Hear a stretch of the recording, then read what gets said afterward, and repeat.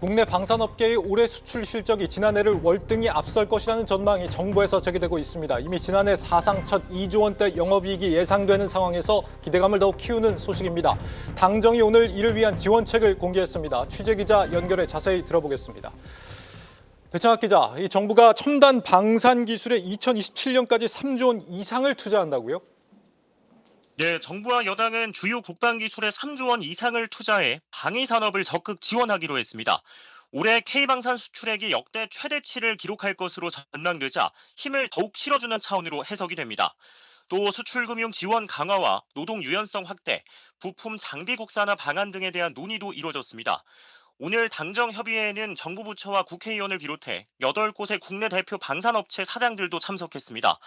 기업들은 각자가 처한 어려움을 호소하고 위기 극복을 위한 당정의 협력을 요청했습니다.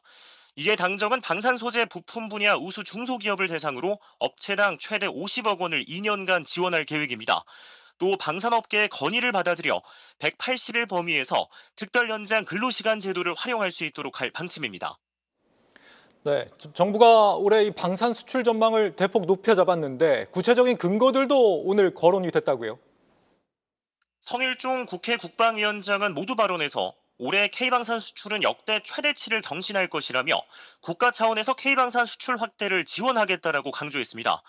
이어 성 위원장은 구체적으로 올해 K방산 수출 예상 규모는 240억 달러로 역대 최대치라며 구체적으로는 올해 폴란드 K2 전차 공급 사업으로 70억 달러, 사우디아라비아 무기 획득 사업으로 10억 달러를 벌어들일 것으로 예상했습니다.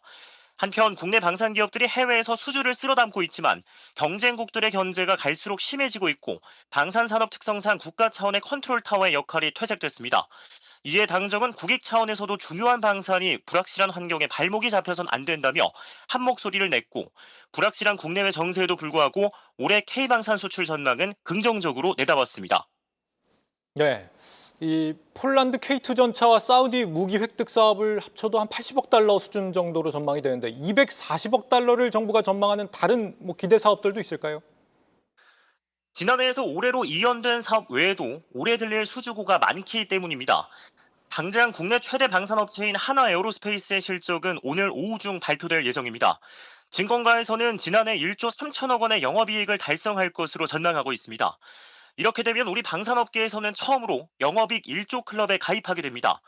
한화에어로는 지난 5년 사이 수출 비중을 10%에서 90%로 늘렸는데 잇따른 수주가 실적 개선에 영향을 미쳤습니다. 한화에어로는 베트남 정부와 우리 돈 4,300억 원 규모의 K9 자주포 수모문 도입 사업을 놓고 막바지 조율 중에 있습니다. 특히 인도와 불가리아 등도 올해 K9 전력화를 검토 중이고 루마니아와 라트비아 등 호주가 구입했던 레드백 장갑차에 관심을 보이고 있는 상황입니다. 지금까지 국회에서 한국경제TV 배창학입니다.